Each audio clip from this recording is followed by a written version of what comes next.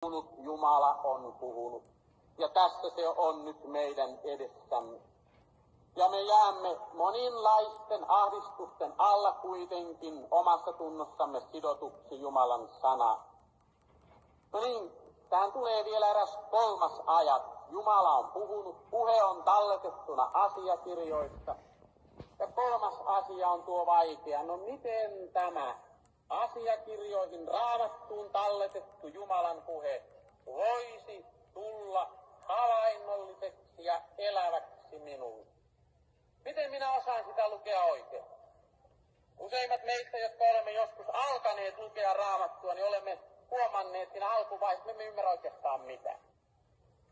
Me emme ymmärrä, miten tässä voi olla mitään innostaa. Miten nyt tässä Jumala voi puhua?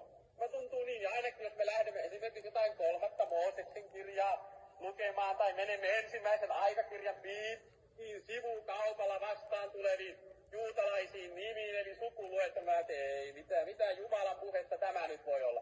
Nimi nimen perään, ikivanhoja nimiä. Ja moni jättää siihen, että eihän tästä voi olla tällaiselle meidän ahdistetulle ihmisellemme mitään apua. Minä ymmärrän mitään. Niinpä niin, ei nyt 2000 vuoden takainen kirja ole ihan niin kuin tämän päivän romaani. Sehän on aivan selvää. Mutta